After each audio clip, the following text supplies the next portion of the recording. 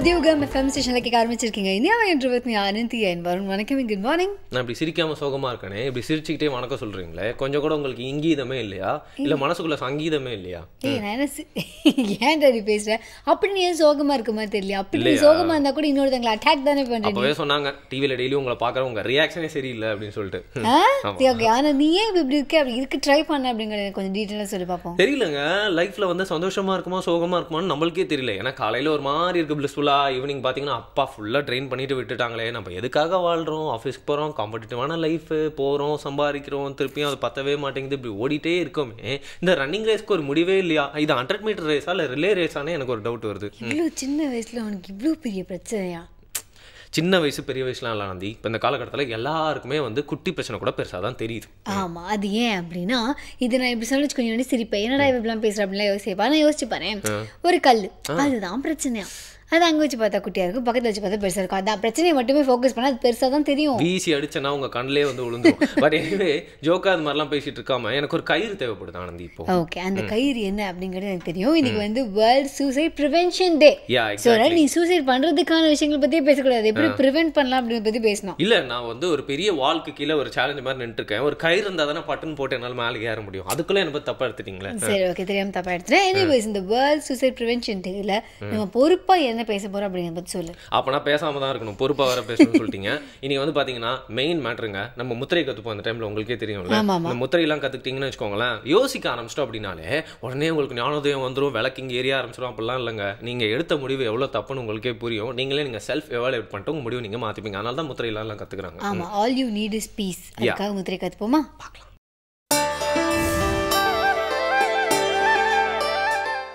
வணக்கம்.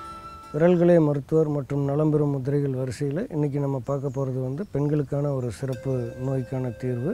அதாவது கர்ப்பப்பையில் ஏற்படக்கூடிய நீர்க்கட்டிகள் அப்படின்னு சொல்கிறோம், அதற்குண்டான தீர்வு. நவீன மருத்துவத்தில் வந்து இதை பிசிஓடி ப்ராப்ளம் அப்படின்னு சொல்கிறாங்க.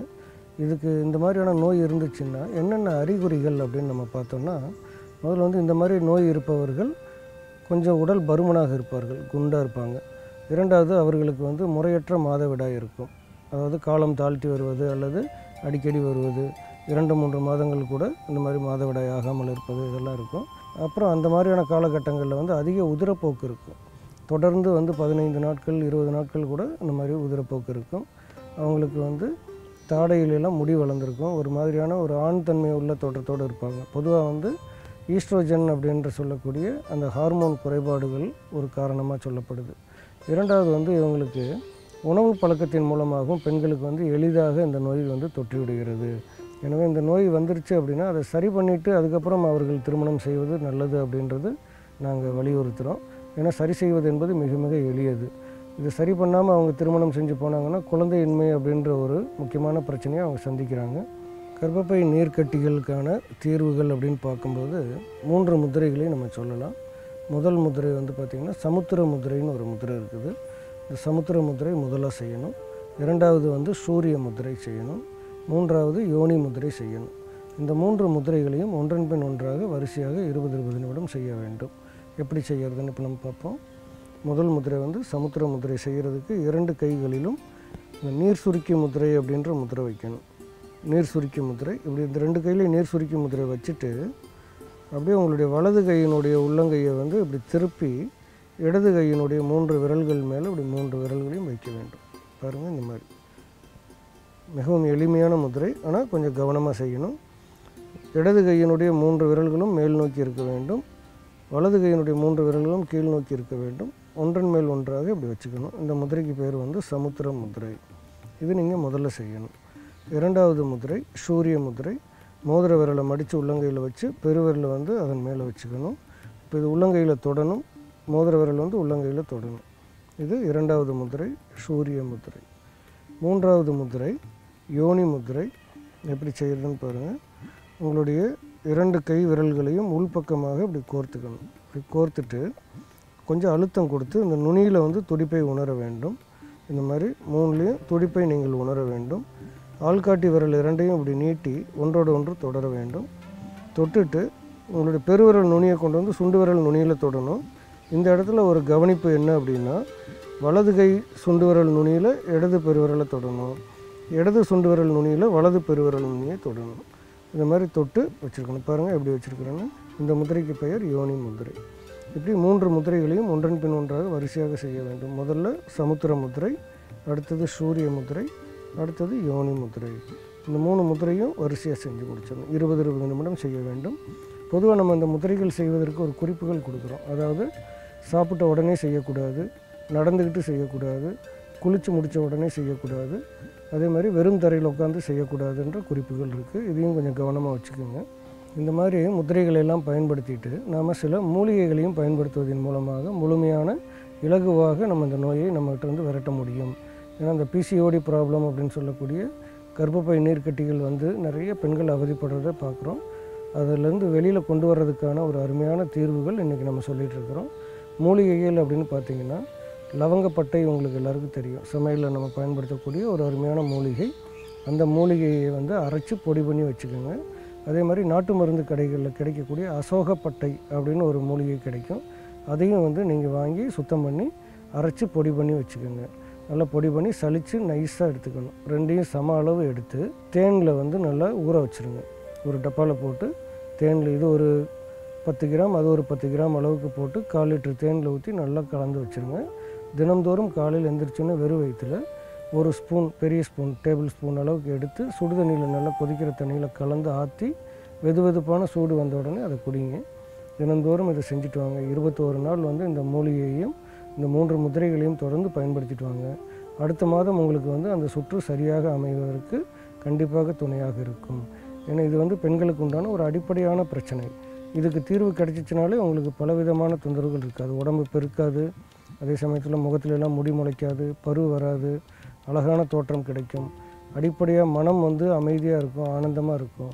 எவ்வளவு பிரச்சனைகளை வந்து நம்ம சமாளிக்கக்கூடிய பிரச்சனை இந்த பிசிஓடி ப்ராப்ளம் அப்படின்றது இப்போ உங்களுக்கு புரிஞ்சிருக்கும். இந்த தீர்வுகளை நீங்கள் பயன்படுத்துவது மட்டுமல்ல, மற்றவர்களுக்கும் கற்றுக் கொடுப்பதற்கு தயங்கக்கூடாது. ஏனென்றால் பிறருக்கு உதவுவதே பிறப்பின் நோக்கம் என்பதை நினைவில் கொள்ளுங்கள். நலம் பெற வாழ்த்துகிறேன். நன்றி, வணக்கம். ஒன்றும் இல்லை, நான் ஏற்கனவே சொன்ன மாதிரி முத்திரையெல்லாம் கற்றுட்டோன்னா உடனே உங்களுக்கு ஞானோதயம் வந்துடாது. பட் உடம்புக்கு தேவையான அந்த மாற்றங்கள்லாம் உங்களுக்கே தெரியாமல் நடந்துகிட்டே இருக்கும். அதையும் நீங்கள் நம்பணும், நம்பினா நடக்கும். ஆனால் இந்த மாதிரி கண்ணை மூடிட்டு யோசிக்கிறதால என்ன விஷயம் நடக்குது அப்படின்னு பார்த்தீங்கன்னா, ஏதோ ஒரு 90s படத்தில் ஒரு ஹீரோக்கு சொல்லுவாங்க, உங்களுக்கு கோவம் வந்தால் உங்கள் கையை மூடிட்டு நீங்கள் 10 நிமிஷம் கண்ணை மூடிட்டு யோசிங்க. அப்போல்லாம் யோசிச்சா இப்போ எல்லாருமே நம்ம பாக்கெட்டுக்குள்ளே எடுத்துகிட்டு ஓடிடுவாங்க. ஆனால் நீங்கள் வந்து ஒரு சின்ன பாஸ் விட்டு உங்களோட முடிவுக்கான ஒரு 2-3 வாட்டி நீங்களே கேள்விகள்லாம் கேட்டு பார்த்தீங்கன்னா அதுக்கப்புறம் இருக்க தவறுகள்லாம் புரியும், நீங்கள் மாற்றிக்கலாம் இல்லையா? உங்களுக்கு ஏதாவது ஒரு பிரச்சனை வச்சுக்கோங்களேன், அதுக்கு ஏதாவது சொல்யூஷன் எந்த மாதிரிலாம் அமையலாம் அப்படிங்கிற மாதிரி நீங்கள் ஜாட் டவுன் பண்ணிக்கலாம். ஆக்சுவலாக உங்கள் பிரச்சனைகளை எழுதி வச்சாலே திரும்ப படிக்கும்போது நிஜமாவே பிரச்சனையே இல்லையாங்கிறது தெரிஞ்சுன்னு வச்சுக்கோங்க. எக்ஸாக்ட்லி. நீங்கள் நிறைய போஸ்டர் முன்னாடி நின்று பார்த்தீங்கன்னா இதுவும் வெற்றி நடை போடுகிறது தான், இது வந்து வசூல் வேட்டை அப்படிங்கிறான். ஆனால் அந்த மாதிரி டைமில் நீங்கள் பண்ண வேண்டியது கண்ணை மூடிட்டு இப்போ 10 செகண்ட்ஸ் அந்த ஹீரோட முகத்தை மொத்தம் யோசிச்சு பாருங்க. அதுக்கப்புறம் அந்த படத்துக்கு போகலாமா வேணாமா நீங்களே முடிவு எடுத்துலாம் இல்லையா? முன்னாடி 2-3 பேர் மன உளைச்சலுக்காரர் இருப்பாங்க. சொல்லி என்ன பண்ண போகிறோம், பிரேக் எடுத்துக்க போகிறோம். பிராய்ச்சி தந்த இடம் போகிறோம். அதானே புதிய எஃப்எம் ஸ்டேஷனில் இது இனியாவே என்று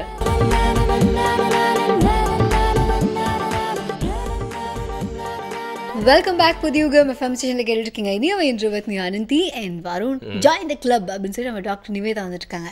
ஓகே, பொதுவாக இந்த நிறைய பேர் வந்து பார்த்தீங்கன்னா ஃபியூச்சர் எல்லாம் சொல்கிறேன் அப்படின்னு சொல்லிட்டு சொல்லுவாங்க. அவங்க கிட்ட போயிட்டு இந்த குறும்பு பிடிச்சவங்களாம் உடனே கேட்குற கேள்வி, ஏன் நீங்கள் உங்கள் ஃபியூச்சரே பார்த்து நீங்கள் பெரிய ஆள் ஆகலை அப்படின்னு சொல்லிட்டு.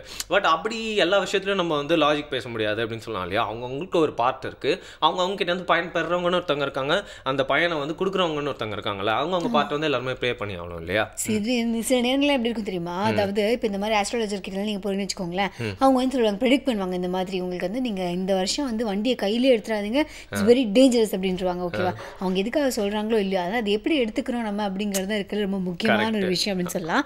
ஸோ மேபி நம்ம நார்மலாக எப்பவும் ஓட்டுறதை விட இன்னும் கொஞ்சம் கேர்ஃபுல்லாகவே வண்டி ஓட்டணும்னு வச்சுக்கோங்க. நல்ல விஷயம் தானே அது. அது மாதிரி நீங்கள் சொல்கிற மாதிரி ஒரு சேஃப்டி ப்ரிகாஷன் தான் நல்ல விஷயம் இருந்தால் போதும். பட் பயந்துடாமல் இருக்கணும். ஆனால் பார்த்தீங்கன்னா இந்த ஆஸ்ட்ராலஜர்ஸ் மாதிரி வந்து எல்லா டைம்லையும் வந்து சில பேருக்கு மட்டும் பயன்பட்டுட்டு அவங்களுக்கு முடிவு மாறுற மாதிரி இல்லை. இந்த நேச்சுரோபதி வந்து பார்த்தீங்கன்னா சொல்கிற நிவேதாவுமே ரொம்ப ஹெல்த்தியான லைஃப் ஸ்டைல் தான் வாழ்ந்துட்டு இருக்காங்க. அதை நம்ம கூட பகிர்ந்துக்கணும்னு நினைக்கிறாங்க. ஸோ பார்க்கலாம்.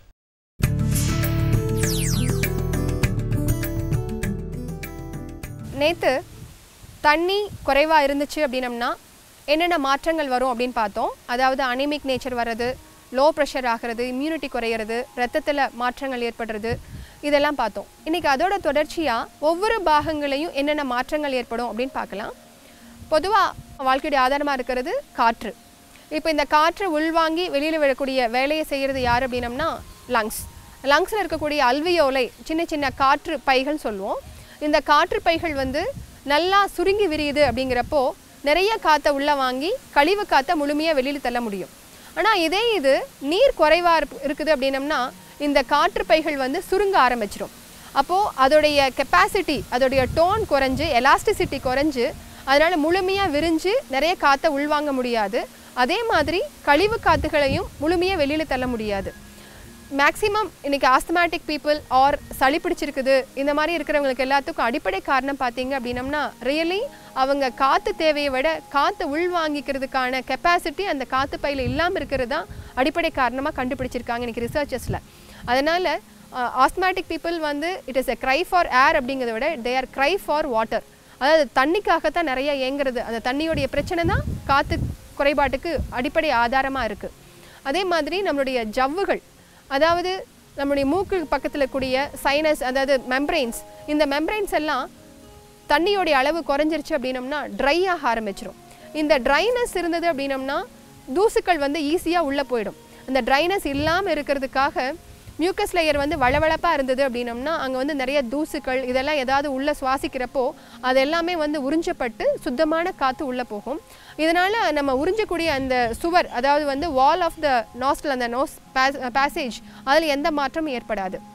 ஆனால் இது தண்ணி குறைவாக இருந்து அந்த பேசேஜில் கூடிய மியூக்கஸ் லேயர் வந்து ரொம்ப தின்னாகி வறட்சியாகி ஆயிடுச்சு அப்படின்னம்னா நம்ம சுவாசிக்கக்கூடிய அந்த காற்றுல இருக்கக்கூடிய தூசு அல்லது ஏதாவது ஒரு ஸ்மோக், இப்போ வந்து ஊதுபத்தி ஸ்மெல்லோ அல்லது வீட்டில் வந்து ஏதாவது ஒரு நம்ம சோப் ஆயில் போடுறோம், அது ஏதாவது வந்து கெமிக்கல்ஸ் யூஸ் பண்ணுறோம் அல்லது சமையல் பண்ணுறோம், இந்த ஸ்மெல் உள்ளே போச்சு அப்படின்னம்னா கூட அந்த வளவளப்பு தன்மை மியூக்கஸ் லேயரோட திக்னஸ் இல்லாத காரணத்தினால நேரடியாக இந்த ஓடர், இந்த அரோமா போய் அந்த சுவரை தாக்கும்.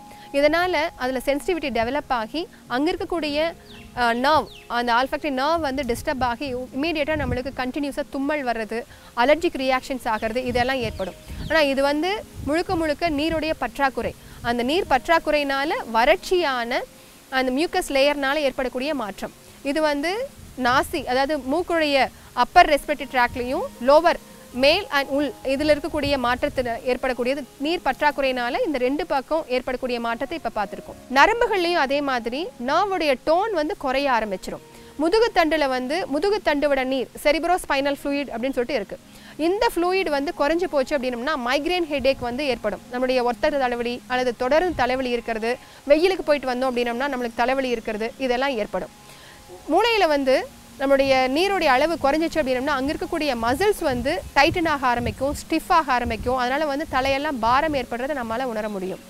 இது நரம்புகளையும் பாதிக்கும். நம்மளுக்கு வந்து ஒரு மசில்ஸோடைய ஃப்ளெக்சிபிலிட்டியும் குறைக்க ஆரம்பிக்கும். இது மாதிரி போனுக்கும் தண்ணியோடைய குறைபாடு இருந்துச்சு அப்படின்னம்னா போன் இருக்கக்கூடிய கால்சியம் பாஸ்பரஸோடைய ப்ரொபோர்ஷன் டிஸ்டர்ப் ஆகி போனுடைய டென்சிட்டி குறைய ஆரம்பிக்கும். போன்லேயும் மாற்றத்தை ஏற்படுத்தும். பற்களில் வந்து குறைபாடுகள் ஏற்படும். பற்கள் வந்து சாஃப்டன் ஆக ஆரம்பிக்கும். அதனால் வந்து பல்ல கேரிஸ், பல் சொத்தை ஏற்படுறது, பல் உடையிறது, ஓட்டையாகிறது, இந்த மாதிரி மாற்றங்கள் கம்ஸில் வந்து மாற்றங்களையும் ஏற்படுத்தும். கம்ஸ் வந்து வீக்னஸ் கொடுத்து அதுலேயும் மாற்றத்தை ஏற்படுத்தும். அதே மாதிரி வைட்டமின்ஸ் வந்து நீரில் கரையக்கூடிய வைட்டமின்ஸ் இருக்குது. Vitamin B complex and vitamin C, இந்த ரெண்டுமே வந்து நீரில் கரையக்கூடியது. இந்த தண்ணி அளவு குறைஞ்சிருச்சு அப்படின்னம்னா இந்த வைட்டமினோடைய டெஃபிஷியன்சி ஏற்பட்டு வாயில் வந்து தொடர்ந்து வாயில் வந்து அல்சர் கிரியேட் பண்ணும், வாய்ப்புண்ணு ஏற்படும். வைட்டமின் சி குறைபாட்டுனால நிறைய மாற்றங்கள் ஏற்படும். சீக்கிரமே வந்து ஒரு செல் வந்து சுருங்க ஆரம்பிச்சிரும், ஏஜிங் எஃபெக்ட் நடக்கும். இந்த மாதிரி நிறைய பிரச்சனைகளும் வைட்டமின் பி அண்ட் சி உடைய குறைபாட்டுனால ஏற்படும். ஸோ தண்ணி வந்து எல்லா வேலைகளுக்கும் ஆதாரமாக இருக்குது, கழிவு நீக்கத்துக்கும் ஆதாரமாக இருக்குது, நர்வ் டோன் பண்ணுறதுக்கு ஹெல்ப்ஃபுல்லாக இருக்குது, உடம்புடைய எல்லா பணிகளுக்கும் ஆதாரமாக இருக்கிறதுனால தேவையான அளவு தண்ணியை குடித்து தாகத்தை உணர்ந்து நம்ம குடிக்கிறோம் அப்படின்னம்னா தேவையான அளவு பூர்த்தி ஆகும். இதை உணர்ந்து பண்ணிட்டு வந்தோம் அப்படின்னம்னா முழு ஆரோக்கியத்தை நம்மளால் காப்பாற்ற முடியும். ரொம்ப காம்ப்ளிகேட்டடான புரியாத வேர்ட்ஸ்லாம் சொல்லி அதுக்கப்புறம் ஒரு எக்ஸ்ப்ளனேஷனை சொல்லி இந்த நாட்டில் ரொம்ப ஃபேமஸான விஷயங்க அப்படின்னு சொன்னால் தான் இன்றைக்கி நல்லது அப்படிங்கிறதுல சிம்பிளாக நம்ம லைஃப்பில் இருக்க விஷயத்தை எடுத்து சொல்கிறவங்க நிவேதா, அதாவது நேச்சுரோபதி அப்படிங்கிற முறையில் வந்து சூப்பராக சொல்லி போயிருக்காங்க சொல்லலாம் இல்லையா? ஆமாம், நல்ல விஷயமா தான். அது எந்த நாட்டோட தந்தா என்ன இவங்க நியூஸ் இல்லை அது என்ன டேஸ்ட்டாக இருந்தானே கண்ணை முடிட்டு குடிக்க வேண்டியது தானே அப்படின்னு சொல்லிட்டு ஒரு பிரேக்கோட போகிறோம். நாங்கள் பிரேக்குக்கு அப்புறம் வந்து சூப்பரான விஷயங்கள்லாம் வந்துட்டு இருக்கு. வழக்கம் போல் நம்ம இனிய வயது நிகழ்ச்சியில் புதிய எஃப்எம் ஸ்டேஷனில் இனிய வயன்று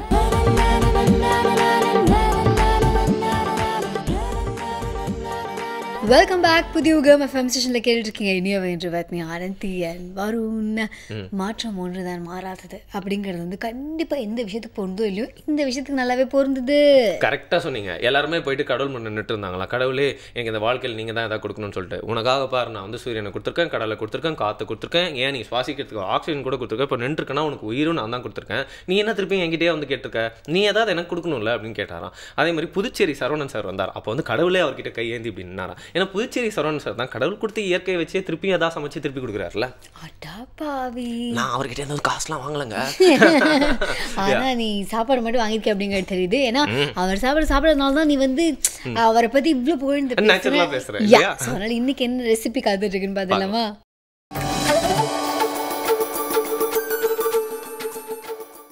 அனைவருக்கும் வணக்கம். இன்றைய பசுமை உணவுகள் பகுதிக்கு உங்களை வரவேற்பது மகிழ்ச்சி அடைகிறேன். இன்றைக்கி நம்ம செய்ய போகிற உணவு இனிய உதயம் அப்படின்ற பேரில் ஒரு ஜூஸு. இதை செய்கிறதுக்கு முன்னாடி என்ன தேவைன்னு பார்க்கலாம். ஆரஞ்சு சாறு, எலுமிச்சை சாறு, தூள் உப்பு, புதினா, தேன் பால் அல்லது வெள்ளைப்பாகு, ஆப்பிள். எப்படி செய்யலாம்னு பார்க்கலாம். முதல்ல ஹார்டு இருக்கிற ஆப்பிள் துண்டுகளை கொஞ்சம் போட்டுடுறோம். கொஞ்சமாக எலுமிச்சை சாறு ஊற்றிக்கிறோம். காரணம்னா ஆப்பிள் துண்டுகள் பீட்டோ கரோட்டின் சத்து அதிகம் உள்ளது. எலுமிச்சை சாறு கலக்கும்போது சீக்கிரம் கெடாது. அதனால் 2 துளி எலுமிச்சை சாறு ஊற்றிட்டோம்னா அது சீக்கிரம் கெடாது, கெடாமல் பார்த்துக்கலாம். கொஞ்சம் ஆரஞ்சு சாறு ஊற்றிக்கிறோம். கொஞ்சம் புதினா போட்டுக்கிறோம் வாசனைக்கு. அதாவது இந்த ஆப்பிள் ஆரஞ்சு சாறுலாம் கலந்து இது ஒரு வித்தியாசமாக சுவையாக இருக்கும். புதினா வந்து நல்ல மணமாக இருக்கும், அதுதான் புதினா. தேவையான அளவு தேன் பால் அல்லது வெள்ளைப்பாகு ஊற்றிக்கிறோம். ஒரு துளி உப்பு போட்டுக்கிறோம். இது முதல் முறையாக சாப்பிட்றவங்களா தான் இந்த உப்பு.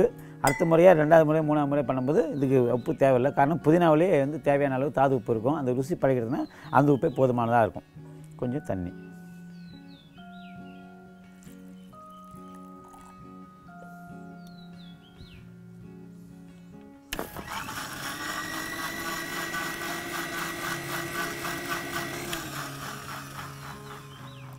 ஆப்பிள் சதவீத பழன்றதால அதை வடிகட்ட வேண்டிய அவசியம் இல்லை. சின்ன குழந்தைங்களுக்கு கொடுக்கும்போது நம்ம வேணால் வடிகட்டி கொடுத்துக்கலாம். மற்றபடி வடிகட்டணும் எந்த அவசியம் கிடையாது.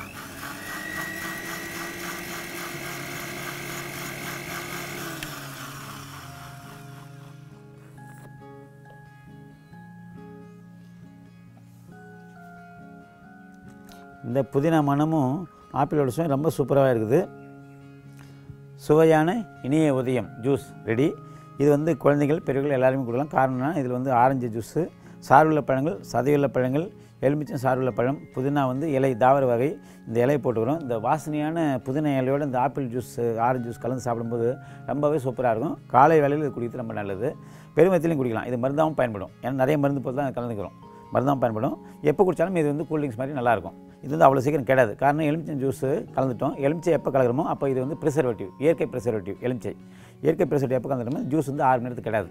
ரொம்ப நல்ல உணவு. வேறு ஒரு நல்ல பசுமை உணவோட அடுத்த நிகழ்ச்சி சந்திக்கலாம். நன்றி.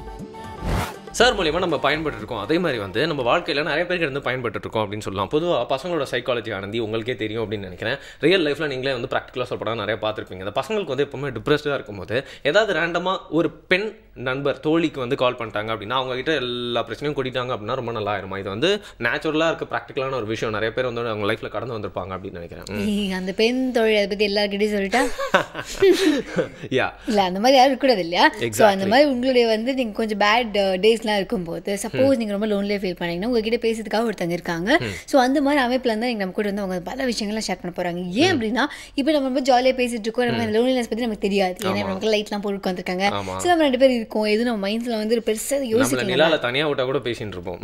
ஆமாம். ஸோ நம்ம மைண்டில் வந்து இப்போ எதுவும் பெருசாக கவலைப்பட வேண்டிய விஷயம் இல்லை. பட் எல்லாருக்கும் அப்படி இருக்காது இல்லை. எல்லாருக்குமே பேட் டேஸ், பேட் டைம்ஸ் எல்லாம் வரதான் செய்யும். நம்மளுக்கும் எல்லா டைமும் குட் டைமாக இருக்கும்னு சொல்ல முடியாது இல்லையா? கரெக்ட்.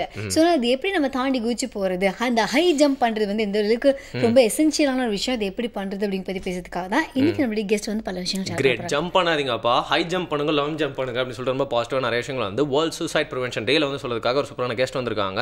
நம்ம எல்லாருக்குமே தெரிஞ்ச ஒரு அமைப்புல இருந்து பார்க்கலாம் ஒரு சின்ன பிரேக் அப்புறமா. புதிய யுகம் எஃப்எம் ஸ்டேஷன்ல இது இனியவை என்று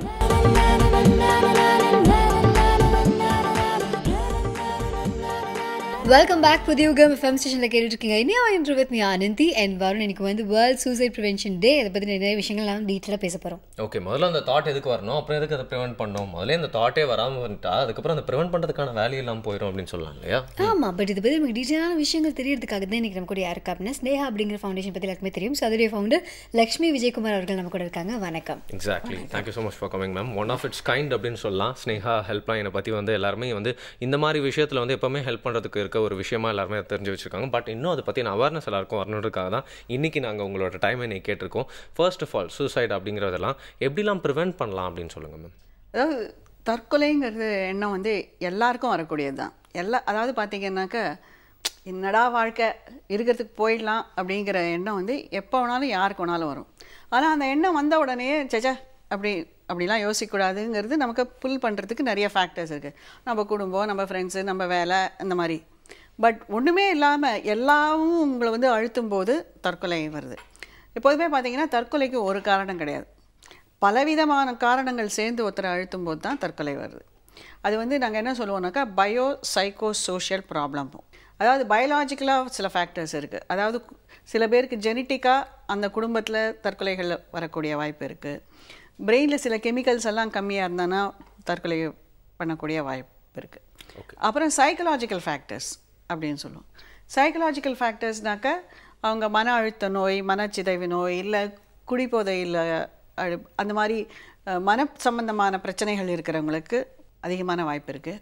அதில் சில குணாதிசயங்கள் இருக்கிறவங்களுக்கு, அதாவது டக்குன்னு முடிவு எடுக்கிறவங்க, நல்ல ரிஸ்க் எடுக்கிறவங்க, எதையுமே வந்து என்ன நிதானமாக பார்க்காம ஒன்று கருப்பு இல்லைன்னா வெள்ளைன்னு பார்க்குறவங்க, இவங்கெல்லாம் கொஞ்சம் அதிகமான தற்கொலை செய்து கொள்ள வாய்ப்பு இருக்குது. அடுத்தது சுற்றுப்புற சூழ்நிலை.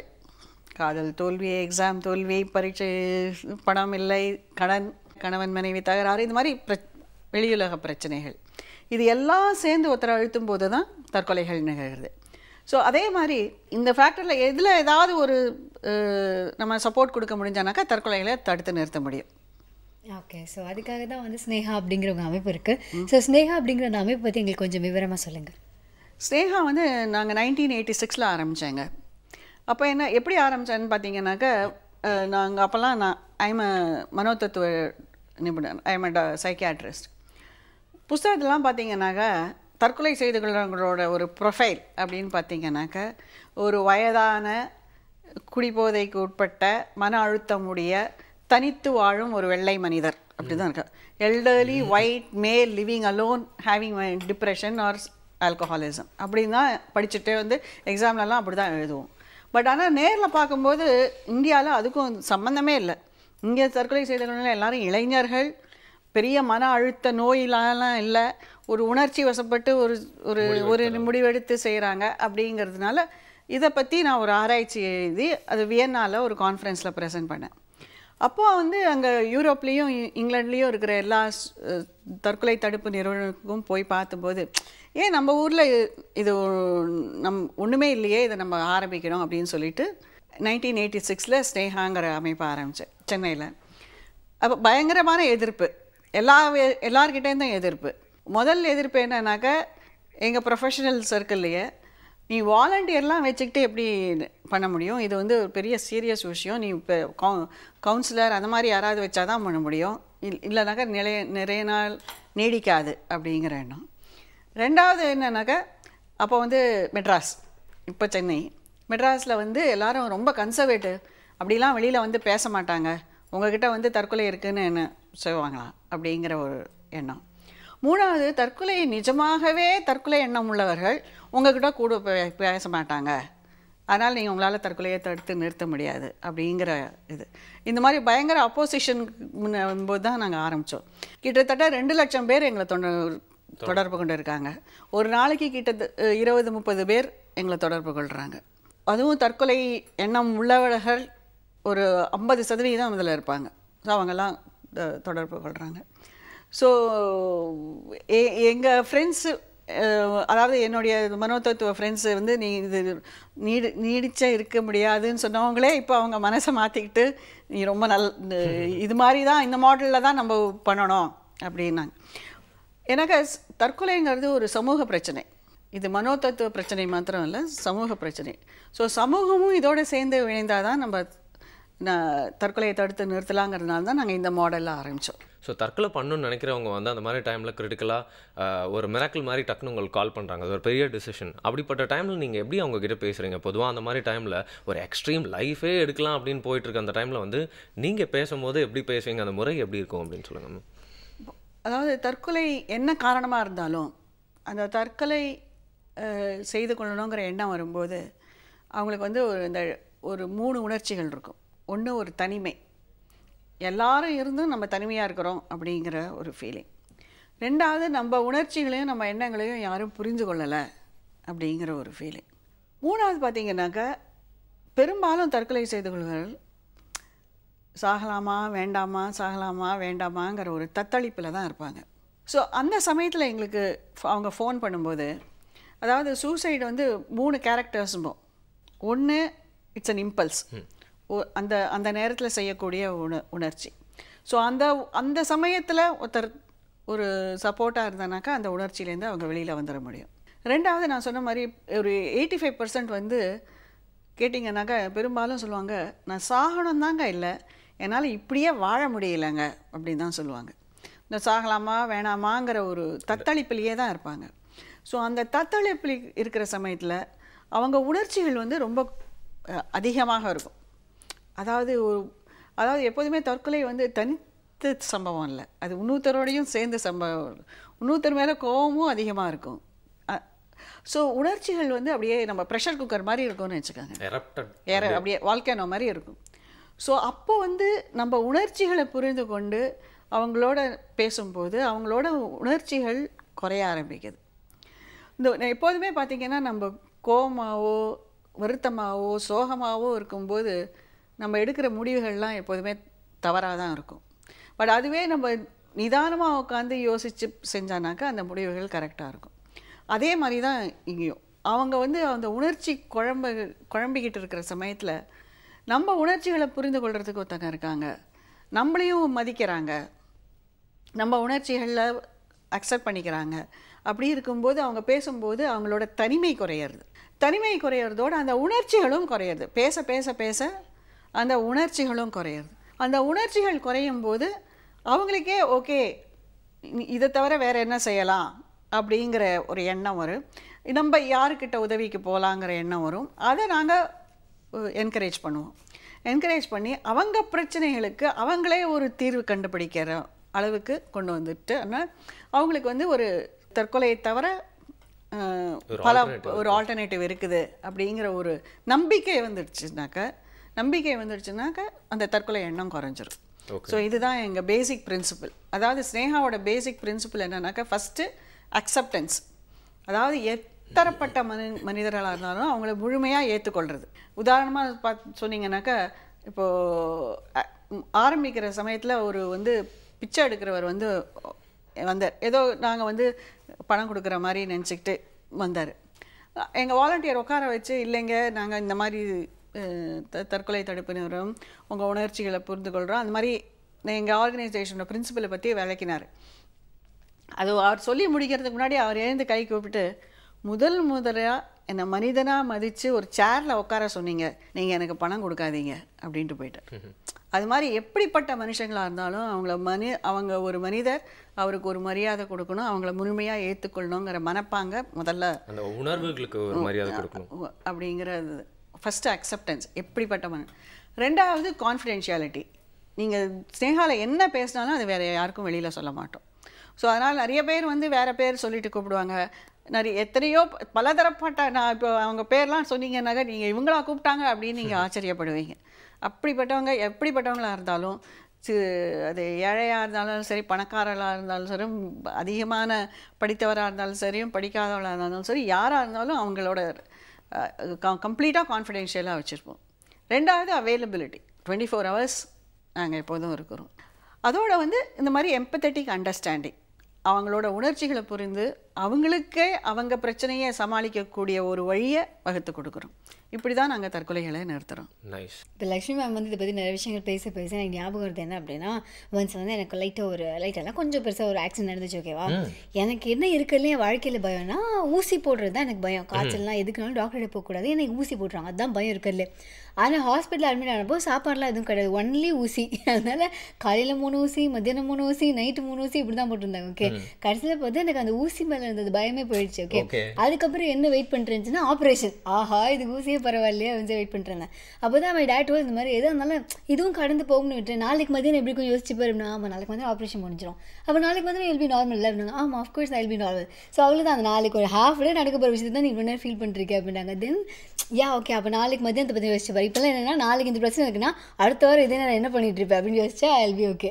நல்லா தான் இருக்குது. ஆக்சுவலாக நீங்கள் வந்து ஒரு பாசிட்டிவ் ஸ்பீக்கராகவே போயிடலாம் ஆனந்தி. இது மாதிரி பார்த்தீங்கன்னா உங்களுக்கு ஊசியில் பயம் இருந்துச்சுன்னா ஒரு 100 ஊசி குத்திக்கிட்டீங்க அப்படின்னா ஊசி மேலே இருக்க பயமே போயிடும். இந்த அருணாச்சலம் படத்தில் அப்பா ரஜினி சொல்லுவார், நைட் ஃபுல்லாக நான் சுருட்டை பிடிச்சி கீழே வேற இப்போ போடணும்ல, ஸ்மோக்கிங் இஸ் இன்ஜூரியஸ் ஃபார் ஹெல்த்னு சொல்லிட்டு. பட் இதுவே நீங்கள் சொல்கிற மாதிரி பார்த்தீங்கன்னா நிறைய விஷயங்கள் வந்து நிறைய வாட்டி பார்த்துட்டோம். அதுக்கப்புறம்னா நம்மளுக்கு வந்து ஒரு எக்ஸ்பீரியன்ஸ் வந்துடும், நிறைய பேருக்கு நம்ம அட்வைஸ் பண்ணுற லெவலுக்கு போயிடும் அப்படின்னு சொல்லுறீங்க இல்லையா? ஆனால் அதுக்காக வெயிட் பண்ண முடியாது. நான் பண்ண இன்னொரு இந்த டாக்டிக்ஸ் யூஸ் பண்ணலாம். அடுத்த வாரம் என்ன பண்ணிட்டு இருப்போம் அப்படின்னு யோசிச்சேன்னா எல்வி ஃபைன் அப்படின்னு நினைக்கிறேன். இந்த பிரேக்கு அப்புறம் நம்ம என்ன பண்ண போறோம்னு யோசிச்சுட்டு இருப்போம். தொடர்ந்து இதை பற்றி தான் பேசிட்டு இருக்க போறோம். எங்கேயுமே போயிடாதீங்க. புதிய யுகம் எஃப்எம் ஸ்டேஷன்ல இனி அவை என்று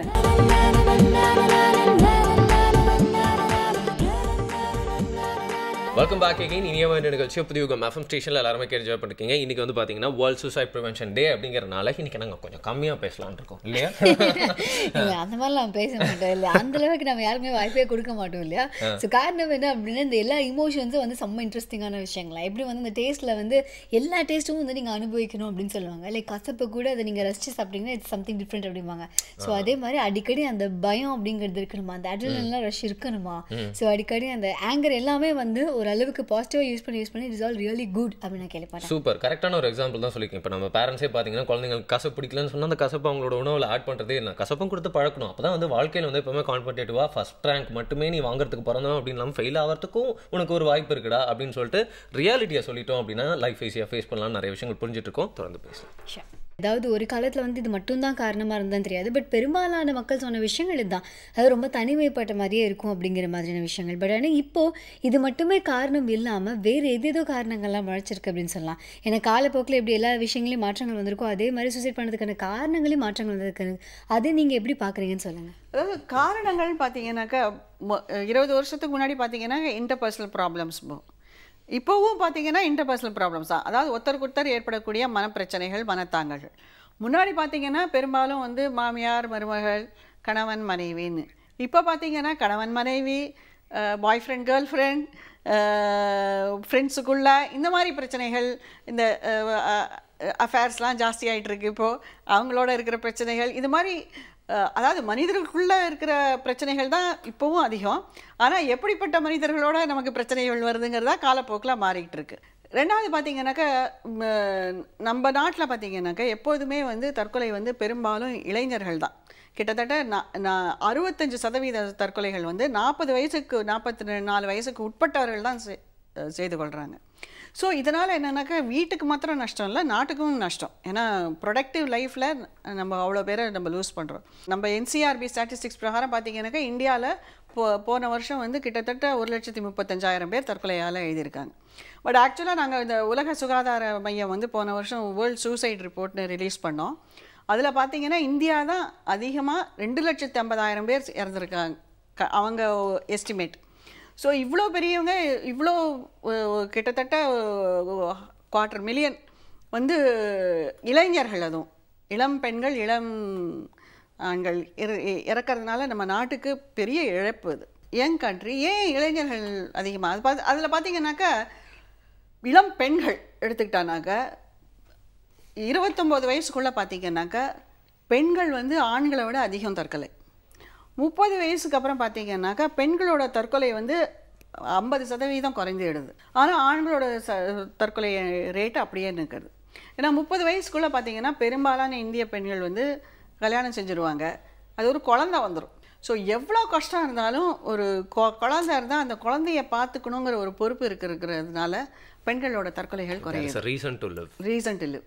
அதனால் suicide rate becomes less. But நீங்கள் சொல்கிறப்போ இந்த மாதிரி ஸ்டாட்டிஸ்டிக்ஸில் நீங்கள் நிறையா வந்து பார்த்துருப்பீங்க, உங்களோட எக்ஸ்பீரியன்ஸில் நீங்கள் பார்க்குறப்போ ஜெண்டர் ரேஷியோ வச்சு நீங்கள் சொல்கிறீங்க. ஆனால் இப்போ வந்து நம்ம தனிமைப்படக்கூடிய காரணங்கள் இந்த மாதிரி நிறையா விஷயங்கள் யோசிச்சுட்ருக்கோம். நம்மளுக்கு நம்மளே சொல்யூஷன்லாம் தேடிக்கொள்கிற அளவுக்கு நம்மளுக்கு ஒரு 6வது அறிவும் செயல்பட்டு இருக்க ஒரு ஹியூமன்ஸாக இருக்கிறப்போ விலங்குகளுக்கும் இந்த மாதிரியான ஒரு எண்ணம் வரதுக்கான வாய்ப்பு இருக்குது அவங்களுக்கு? ஆக்சுவலாக பார்த்தீங்கன்னாக்கா இல்லைங்க, இது பெரும்பாலும் தற்கொலைகள் வந்து மனித குலந்தான் செய்கிறது. விலங்குகளில் வந்து முன்னாடி சொல்லுவாங்க லெமிங்ஸ்னு ஒரு வகையான பேர்ட்ஸ் இருக்குது ஆஸ்திரேலியா பக்கத்தில். அவங்க வந்து ஒரே 10,000 20,000 சீக்குள்ளே போய் தற்கொலை செய்து கொள்வது, அப்படி லெமிங்ஸ் வந்து தற்கொலை செய்து கொள்வதும்பாங்க. பட் ஆக்சுவலாக பார்த்தீங்கன்னாக்கா விஞ்ஞானபூர்வமாக பார்க்கும்போது அந்த லெமிங்ஸ் அந்த லீட் லெமிங்க்கு அந்த ஒரு சென்சார், அந்த மேக்னெட்டிக் சென்சார் சரியாக வேலை செய்யாத போது அதுங்களுக்கு எங்கே போகிறதுன்னு தெரியாமல் கடலுக்குள்ளே போயிடுது. தற்கொலை செய்து கொள்ளணுங்கிறதுக்காக போகிறதில்ல, அதுங்களுக்கு அந்த சென்சார் ஒர்க் பண்ணாதனால போகிறாங்க அப்படின்னு சொல்லியிருக்காங்க. ஸோ என்ன விலங்குகளுக்கு தற்கொலை, அதாவது தற்கொலையை நம்ம டிஃபைன் பண்ணும்போது it's a conscious intent to kill oneself. So first விலங்குகளோட கான்ஷியஸ்னஸ், ரெண்டாவது இன்டென்ட், இது ரெண்டும் இல்லை. அதனால் இது விஞ்ஞானபூர்வமாக விலங்குகள் தற்கொலை செய்து கொள்றதுங்கிறது நிரூபிக்கப்படல. ஆனால் வந்து நிறைய நேரங்கள் நம்ம பார்த்துருப்போம், லைக் வந்து யாரோ ஒருத்தங்க சூசைட் பண்ணிட்டாங்கன்னா இவங்களா சூசைட் பண்ணாங்க அப்படிங்கிற அளவுக்கு நமக்கு வந்து சந்தேகம் ஏற்படும். ஃபார் எக்ஸாம்பிள் ரொம்ப போல்டாக இருந்திருப்பாங்க, எதாக இருந்தாலும் வெளில ஃப்ராங்காக பேசுகிற ஆட்களாக கூட இருந்திருப்பாங்க. இல்லை எந்த ஒரு விஷயமா இருந்தாலும் அவங்க குயிக் டெசிஷன்லாம் எடுப்பாங்க. ஆனால் ரொம்ப வந்து தீவிரமாக யோசிச்சு லைக் வந்து எப்படி பண்ணணுமோ அதெல்லாம் பர்ஃபெக்டாக பண்ணுற மாதிரி இருக்கும். பட் அந்த மாதிரியான பர்சன்ஸ்லாம் கூட வந்து சூசைட் பண்ணுறதுக்கான காரணம் என்ன? ஏன் அவங்க அவ்வளோ போல்டாக இருக்கும்போது அந்த மொமெண்ட்டில் அவங்க வெளிக்கொண்டு வர மாட்டாங்களா அந்த விஷயத்த? அதாவது நம்ம பார்க்குறதுக்கு அப்படி தான் தெரியும், பட் நீங்கள் அதுக்குள்ளே போய் அவங்கள பற்றி பார்த்தாங்க. ஒரு உதாரணத்துக்கு சொல்கிறேன். ஒரு ஒரு 2-3 மாதத்துக்கு முன்னாடி ஒரு சின்ன பொண்ணு வந்து தற்கொலை முயற்சி செஞ்சுட்டு, என்னத்துக்கு தற்கொலை முயற்சி செய்யலைனாக்கா என் முகம் முழுக்க ஒரே பிம்பிள்ஸு அப்படின்னு. நம்ம நினச்சி பார்த்தோம், என்ன இது ஒரு பிம்பிளுக்கு போய் யாராவது தற்கொலை முயற்சி பண்ணுவாங்களா? இது என்னது இது, இவ்வளோ இந்த காலத்தில் எவ்வளவோ ட்ரீட்மெண்ட்லாம் இருக்குது, எவ்வளவோ க்ரீம்லாம் இருக்குது, அதெல்லாம் போட்டுக்கிட்டு பிம்பிளை சரி பண்ணுறதை விட்டுட்டு இப்படி போய் தற்கொலை முயற்சின்னு பேசுதே அப்படின்னு நம்ம நினைக்கலாம். பட் அந்த கேர்ளோட பின்னாடி ஹிஸ்ட்ரி பார்த்தீங்கன்னாக்க, அந்த கேர்ள் வந்து ஸ்கூல் படிக்கிறச்ச தவறி யாரோ ஒரு பையனுக்கு லவ் லெட்டர் கொடுத்து அதை வந்து எல்லாரும் சேர்ந்து ஸ்கூலில் கிண்டல் பண்ணி வீட்லேயும் கிண்டல் பண்ணியிருக்காங்க. வீட்டில் பார்த்தீங்கன்னாக்க அப்பா குடிப்பார், எப்போதும் வந்து அம்மாவை அடிச்சிட்ருப்பார். ஓகே, ஸோ வீட்டில் இருக்கிற கஷ்டங்கள்லாயும் இந்த ஃப்ரெண்டுக்கிட்ட தான் அவர் சொல்லிக்கிட்டு இருந்தாங்க. இப்போ அது வந்து ஸ்கூலில் ஒரு பிரச்சனையாகி அந்த ஃப்ரெண்டோட பேச முடியலை. அதோட கூட பார்த்தீங்கன்னாக்கா அந்த அப்பாவோட தங்கச்சி சூசைட் கமிட் பண்ணி இறந்துருக்கா. ஓகே, ஸோ இப்படி பார்த்தீங்கன்னாக்கா ஜெனட்டிக்காக இருக்குது. ஓகே, இவங்க தனிமையாக இருக்காங்க, வீட்டில் பிரச்சனை இருக்குது. ஆனால் நம்ம வெளியில் பார்க்கும்போது என்ன இருக்குது, ஏதோ பிம்பிளுக்காக அட்டென்ட் பண்ணிக்கிட்டாங்க, சின்ன விஷயத்துக்கு போய் இப்படி பண்ணிட்டாங்க. எப்போதுமே பார்த்தீங்கன்னா அதுக்கு பின்னாடி நிறைய ஸ்டோரி இருக்கும். நம்ம கடைசியாக பார்க்குற இன்ஸ்டன்ஸ் வந்து இந்த லாஸ்ட் ஸ்ட்ரா இந்த கேமல்ஸ் பேக் வாங்கல, அது கடைசி பிரச்சனையாக இருக்கும். அதுக்கு முன்னாடி பார்த்தீங்கன்னா பேக்ரவுண்டில் நிறைய விஷயங்கள் இருக்கும். ஓகே, நீங்கள் சொன்ன மாதிரி ஜெனட்டிக்காகவும் அது உள்ளுறதுக்கு வாய்ப்பு. ஆமாம், இப்போ ஆக்சுவலாக வந்து சில ஜீன்கள்லாம் தற்கொலை செய்து கொள்கிட்ட அதிகமாக இருக்குது அப்படின்னு கண்டுபிடிச்சிருக்காங்க. ஓகே, ஆனால் நீங்கள் இப்படி சொல்கிறப்போ பார்த்தீங்கன்னா பாசிட்டிவாக ஒரு கேள்வி கேட்கணும் அப்படின்னு தோணுது மேம்.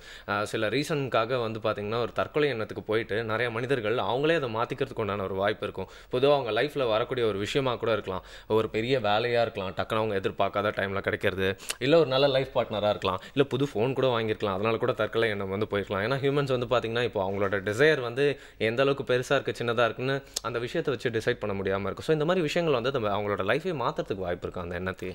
நிச்சயமாக, அதாவது நான் பெரும்பாலும் ஏன் தற்கொலையை நம்மளால் தடுத்து நிறுத்த முடியும்னாக்க, அதாவது அந்த தற்கொலையோட கேரக்டர்ஸே நம்மளால் தற்கொலையை தடுத்து நிறுத்த முடியும். ஒன்று இம்பல்ஸ், அந்த இம்பல்ஸ் நேரத்தில் அவங்க எண்ணத்தை அதுலேருந்து மாற்றிக்கிட்டானாக்க தற்கொலைகளை தடுத்து நிறுத்த முடியும்.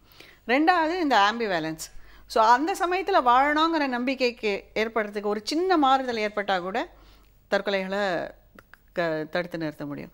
மூணாவது, பெரும்பாலான தற்கொலை செய்து கொள்வர் மற்றவங்கக்கிட்ட சொல்லியிருக்காங்க. 70% சொல்கிறாங்க எனக்கு வாழ பிடிக்கல, நான் சாகணுங்கிறத மற்றவங்கக்கிட்ட சொல்கிறாங்க. ஆனால் நம்ம தான் அதை காது கொடுத்து கேட்கறதில்ல. யாராவது அப்படி சொன்னாங்கன்னா என்ன சொல்கிறோம், உன்னை விட மோசமாக இருக்கிறவங்கள பாரு, நீ நல்லா தான் இருக்கிற, இல்லை நாங்கள் மேக்ஸிமம் இல்லை ரொம்ப சிம்பத்தட்டிக்காக இருந்தாங்கன்னா ஒரு 10 நாள் லீவ் எடுத்து எங்கேயாவது போயிட்டு வாயா அப்படின்னு தான் சொல்கிறோம். அவங்க ஏன் அந்த உணர்ச்சிகளில் இருக்காங்கன்னு அவங்கள காது கொடுத்து கேட்கறது இல்லை. இதுதான் பிரச்சனை. நீங்கள் சொல்கிறது ரொம்ப கரெக்டு. ஆக்சுவலாக பார்த்தீங்கன்னாக்கா நம்ம மெட்ராஸ் ஆரம்பித்தவர் ராபர்ட் கிளைவ், அவர் இங்கே வந்தபோது ரொம்ப நோய்வாய்ப்பட்டு தற்கொலை செய்து கொள்ளணும்னு முடிவு பண்ணிவிட்டு கன்னை எடுத்துக்கிட்டு அப்போ வந்து கிளார்க்காக இருந்தார் ஈஸ்ட் இந்தியா கம்பெனியில். இங்கே சென்னைக்கு வந்தோன்னா நோய்வாய்ப்பட்டு உடம்பே முடியாமல் இருக்கிறதுக்கு செத்து போயிடலான்னு டிசைட் பண்ணிட்டார்.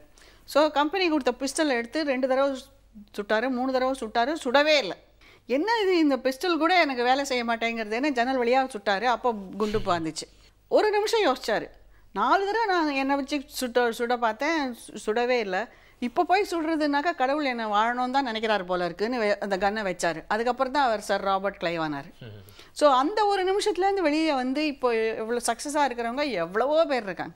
அந்த செகண்ட் அப்படியே ஒரு பெரிய டிசிஷன் மாறுறப்போ தான் பெரிய இம்பாக்டே ஏற்படுது அப்படின்னு சொல்லலாம். ஆனால் அந்த டெவில் அப்படின்னு சொன்னாலே டெவில் வந்துடும் அப்படின்னு சொல்லுவாங்க பொதுவாக. அதே மாதிரி இந்த சூசைன்ற வார்த்தை கூட சொல்லக்கூடாது ஆனந்தி. ஆமாம், அதை எப்படி பாசிட்டிவாக பேசினா வந்து எல்லாம் இன்ஸ்பயர் ஆவாங்களோ அதே மாதிரி தான் நெகட்டிவாக பேசினாலே அந்த தாட் நம்ம மைண்டுக்குள்ளே இருந்துகிட்டே இருக்கும் அப்படிங்கிற மாதிரி. அப்படி இல்லைங்க. அதாவது பெரும்பாலும் இதுதான் பிரச்சனை. இப்போ நம்ம ஒரு ஃப்ரெண்டை பார்க்குறோம், அவங்க ஏதோ மன வருத்தத்தில் மன துக்கத்தில் இருக்காங்க, தற்கொலை எண்ணம் இருந்துச்சுன்னு வச்சுக்கோங்க, அவங்களுக்கே அதை வெளியில் சொல்கிறதுக்கு கஷ்டப்படுவாங்க. அந்த சமயத்தில் வந்து எங்கே உங்களுக்கு வாழ்க்கையே பிடிக்கலையான்னு நம்ம கேட்டானாக்கா அவங்களுக்கு அது ஒரு பெரிய ரிலீஃப். அப்பா நம்ம உணர்ச்சிகளை யாரோ புரிஞ்சு கொள்கிறாங்கங்கிற ரிலீஃப் தான் இருக்கும். நம்ம என்ன நினைக்கிறோம், எங்கள் வாழ்க்கையே பிடிக்கலனாக்கா நம்ம அந்த ஐடியாவை அவங்க மனசுக்குள்ளே திணிக்கிறோம் அப்படின்னு நினைக்கிறோம். அதாவது நம்ம சொல்கிறத கேட்டுக்கிட்டு அவங்க அதை செயல்பட ஆரம்பிச்சிடுவாங்கன்னு. அது கிடையவே கிடையாது. விஞ்ஞானபூர்வமாக அது நிரூபிச்சிருக்காங்க. இந்த மாதிரி உங்களுக்கு தற்கொலை உணர்வு இருக்கா அப்படின்னு கேட்டதுனால யாருக்கும் தற்கொலை உணர்வு வராது. இப்போ உங்களுக்கு தலைவலி இருக்கா அப்படின்னு கேட்டேனாக்கா நான் கேட்டதுனால உங்களுக்கு தலைவலி வந்துடுமா? வராது. இல்லை, அதே மாதிரி தான் அந்த உணர்ச்சி இருக்கிறவங்களுக்கு அவங்களுக்கே மனக்குழப்பத்தில் இருக்கும்போது இதை எப்படிடா வெளியில் சொல்கிறதுன்னு தெரியாமல் தவிச்சுக்கிட்டு இருப்பாங்க. அந்த சமயத்தில் நம்ம அவங்க உணர்ச்சிகளை புரிஞ்சுக்கிட்டோங்கிறதுக்கு ஒரு கோடியாக நம்ம என்னங்க வாழ்க்கையே பிடிக்கலையா கேட்கும்போது ஆமாங்க அது தாங்க எனக்கு அப்படின்னு அவங்க இந்த ரிலீஃபில் சொல்லும்போது அப்போ தான் தெரியும் இது வந்து இந்த கேள்வியை கேட்கறதுனால அவங்களுக்கு நம்ம அந்த எண்ணங்களை தூண்டலை, அவங்களுக்கு ஒரு ரிலீஸ் தான் இருக்குது அப்படிங்கிறது. ஆனால் இப்போ இவ்வளோ விஷயங்கள் பேசும்போது ஒரு சில நேரத்தில் எனக்கு தோணுது என்னன்னா, இப்போ எல்லாரும் லோன்லி அப்படிங்கிற அந்த வார்த்தையை பயன்படுத்துகிறாங்க. ஆனால் நமக்கு பர்சனல் ஸ்பேஸ் அப்படிங்கிற ஒரு டைம் இருக்குது அப்படிங்கிறதையும் மறந்துடுறோம் இல்லையா? நீங்கள் தனியாக இருந்தாலே லோன்லி கிடையாது. நீங்கள் தனியாக இருந்து எங்களுக்கு யாருமே இல்லை அப்படின்னு திங்க் பண்ணால் தான் லோன்லி. பட் நீங்கள் தனியாக இருக்கும்போது நிறைய விஷயங்கள்லாம் பண்ணலாம் இல்லையா? அது மட்டும் இல்லாமல் நேற்று ஒரு கோட் பார்த்தேன், ஒரு ட்ராவல் கோட் தான் அது. உலகத்திலே எவ்வளோ தூரம் போக முடியுமோ போயிட்டே இருங்க, அவ்வளோ தூரம் போனால் தான் உங்களுக்கே பார்க்க முடியும். அப்போ தான் நீங்கள் யாருன்னு உங்களே நீங்கள் தெரிஞ்சுப்பீங்க அப்படின்னு சொல்லிட்டு. எப்போவுமே நம்ம தனியாக இருக்கிறது ஒரு மைனஸ் மாதிரியே யோசிக்க கூடாது. அதை ஒரு ஸ்கில் பேஸ்டு டைமா மாத்திக்கலாம் அப்படின்னு கூட சொல்லலாம் இல்லையா? அப்பதான் நம்ம பல விஷயங்கள்லாம் யோசிக்க முடியும். யாரும் நம்ம பார்க்க மாட்டாங்க, யாரும் நம்ம கிட்ட கேள்வி கேட்க மாட்டாங்க. ஆனா இப்போ நம்ம நிறைய கேள்விகள்லாம் கேட்கணும். ஒரு சின்ன பிரேக் அப்புறமா தொடர்ந்து பேசலாம். புதிய FM ஸ்டேஷன்ல இனியவை என்று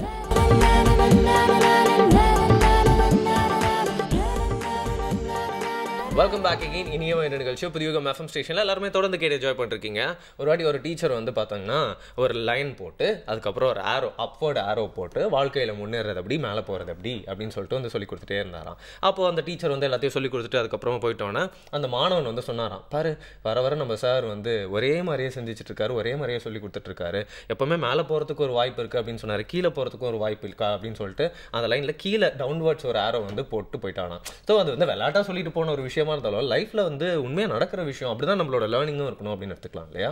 ஆமா, அப்பதான் சக்சஸ் ரொம்ப நல்லா இருக்கும். நினைச்சு பாரு, லைஃப்ல நினைக்கிறது எல்லாம் நடந்துருது, நீ எதிர்பார்க்குற மாதிரி தான் லைஃப் இருக்கு அப்படின்னா அப்புறம் அதுல என்ன த்ரில் இருக்க போகுது? நாளைக்கு நினைச்சா கோடிச்சவன் ஆயிடலாம், நாளைக்கு நினைச்சா ஒரு கார் வாங்கிடலாம், எல்லாமே உனக்கு பிடிச்ச மாதிரி நடந்துருமா? லைஃப்ல நீங்க வெறும் ஆக்டர் தான், ஸ்கிரீன் பிளே எல்லாம் கடவுள் தான் பண்ணுவாரு அப்படின்னு சொல்லிட்டு நம்ம லைஃபை கரெக்டா ப்ராக்டிகலா புரிஞ்சுக்கிட்டோம் அப்படின்னா இந்த மாதிரி எக்ஸ்பெக்டேஷன்ஸ்லாம் இருக்காது. கரெக்டா அதை டீல் பண்ணலாம், ஃபேஸ் பண்ணலாம் அப்படின்னு புரிஞ்சுக்கிட்டோம் இல்லையா? பட் இன்னைக்கு சூசைட் ப்ரிவென்ஷன் டே அப்படிங்கிறத பத்தி பல விஷயங்களை பேசிட்டு நம்ம கூட ஸ்னேகால லட்சுமி இருக்காங்க, தொடர்ந்து பேசலாம்.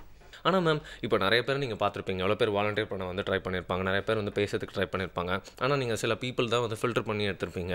அப்படிப்பட்ட பட்சத்தில் எல்லாருக்குமே இன்னொருத்தரோட லைஃபை காப்பாற்றுறதுக்காக பேசணும், கவுன்சிலிங் கொடுக்கணும் அப்படிங்கிற ஆசை இருக்கும். ஸோ அஸ் அ வாலண்டியர் உங்ககிட்ட சேரணும்னா அதுக்கான தகுதி என்ன அப்படின்னு சொல்லுங்க மேம். நீங்கள் ரொம்ப சென்சிட்டிவ் ஏரியாவே கேட்டுட்டீங்க. ஆக்சுவலாக பார்த்தீங்கன்னாக்கா ஒவ்வொரு வருடமும் நாங்கள் வாலண்டியர்ஸ் எடுக்கிறோம். கிட்டத்தட்ட 200-250 பேர் அப்ளை பண்ணுவாங்க. நான் மிஞ்சி செலெக்ஷன்லாம் முடித்து பார்த்தோங்கனாக்கா ஒரு 8 பேர் 9 பேர் தான் எடுப்போம். ஒரு 190 பேரை நாங்கள் ரிஜெக்ட்னு சொல்ல முடியாது, இந்த வேலைக்கு அவங்க சூட்டபிள் இல்லைன்னு தான் நான் சொல்லுவேன். ஏன்னா அவங்கெல்லாம் வந்து அதாவது எப்படிப்பட்ட மனப்பாங்க, அதாவது நான் நிறைய பேர் சொல்லுவேன், volunteers are born, you can only train them. So சில குணாதிசயங்கள் அவங்கக்கிட்ட இருக்கணும். ஓகே, அதாவது எப்படிப்பட்ட மனுஷங்களாக இருந்தாலும் அவங்கள ஏற்றுக்கொள்கிற மனப்பாங்க இருக்கணும். அது வந்து நம்ம கற்றுக் கொடுக்க முடியாது. அதே மாதிரி மற்றவங்க உணர்ச்சிகளை புரிந்து அவங்களோட நிலையில் இருந்து அவங்க உணர்ச்சிகளை புரிந்து கொள்கிறதும் சில ஸ்கில்ஸ் வேணால் கற்றுக் கொடுக்கலாமே தவிர பேசிக்காக அந்த எமோஷன்ஸ் இருக்கணும். ஸோ அந்த பேசிக் எமோஷன்ஸ் இருக்கிறவங்கள தான் நாங்கள் செலக்ட் பண்ண முடியும். ஏன்னாக்கா நான் சொன்ன மாதிரி ஒரு நிறைய பேர் வந்து தற்கொலையோட எட்ஜில் போயிட்டு எங்களை கூப்பிடுறாங்க. அந்த சமயத்தில் ஒரு சிறு தவறான வார்த்தையோ ஒரு சிறு தவறான உணர்ச்சிகளோ வெளிப்பட்டானாக்கா அந்த லிங்கே கட் ஆகிடும். அதனால் நாங்கள் ரொம்ப கேர்ஃபுல்லாக செலக்ட் பண்ணுவோம். ரொம்ப கேர்ஃபுல்லாக செலக்ட் பண்ணி அவங்கள 6 மாதம் ப்ரொபேஷனில் வச்சு ட்ரைனிங் கொடுப்போம். 40 hours ஆஃப் ட்ரைனிங் கொடுத்து ட்ரைனிங்லேயும் பாதி பேர் எங்களுக்கு சூட்டபிளாக இல்லைனாக்கா அனுப்பிச்சுடுவோம். அதுக்கப்புறம் தான் நாங்கள் எடுத்துப்போம். ஆமாம், சீரியஸாக. அதாவது நீங்கள் பார்த்துட்டோன்னா ரொம்ப சிம்பிளான ஒரு விஷயம். லைஃப் அப்படிங்கிறது வாழறதுக்காக. இந்த வாழ்க்கையை வந்து நம்ம வந்து வாழணும். அதில் நிறைய கஷ்டங்கள் வரும், இல்லை வந்து இந்த மாதிரியான அனுபவங்கள்லாம் வரல, எல்லாமே அனுபவங்கள் மட்டும்தான் அப்படிங்கிறது ரொம்ப சிம்பிளான ஒரு தியரி தான். பட் இது வந்து எவ்வளோ காம்ப்ளிகேட் பண்ண முடியுமோ அந்தளவுக்கு காம்ப்ளிகேட் ஆயிருக்கு இந்த ரீசெண்ட் டைம்ஸில் அப்படின்னு சொல்லலாம். ஃபார் எக்ஸாம்பிள் வந்து டீச்சர் திட்டாங்க, இல்லை வந்து எனக்கு ரொம்ப க்ளோஸ் ஆனவங்க அவங்க என்னை பற்றி இப்படி தப்பாக நினைப்பாங்க நான் எதிர்பார்க்கல, இல்லை எனக்கு இவ்வளோ நாளாக என் கூட பழக்கம் இருக்குது, இன்னும் எனக்கு வந்து 2 பேருக்கும் செட் ஆகலை, இந்த மாதிரி என்னென்னமோ காரணங்கள் வந்து சூசைட் பண்ணிக்கிறாங்க. பட் எபோவ் ஆல் இது எல்லாமே இருக்க தான் செய்யும். இதெல்லாம் வந்து நம்ம லைஃப்பில் இருக்கிற அந்த ஒரு பாஸ்ட் அண்ட் பார்சல் தான். இதெல்லாம் தாண்டி நம்ம வந்து தான் ஆகணும். இட்ஸ் ஜஸ்ட் அதெல்லாம் வந்து ஒவ்வொருத்தங்களுக்கும் ஒவ்வொரு மாதிரியாகவே நமக்கு இந்த மாதிரி அமைஞ்சிருக்கு அப்படிங்கிறது தான் விஷயம்.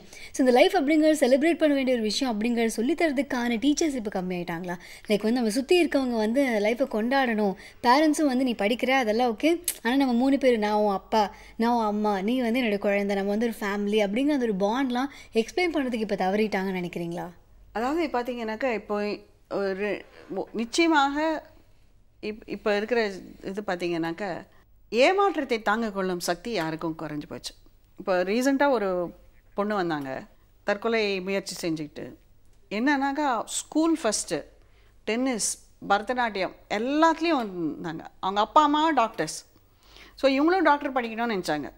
ஆனால் எக்ஸாம் போது இவங்களுக்கு சிக்கன் பாக்ஸும் டைஃபாய்டும் சேர்ந்து வந்துடுச்சு. ஸோ 90% தான் வாங்கியிருக்காங்க, ஆனால் கிடைக்கல. 90% வாங்கினா நம்ம ஊரில் மெடிக்கல் காலேஜ் கிடைக்கல. ஸோ அதனால் தற்கொலை முயற்சி சொன்னாங்க.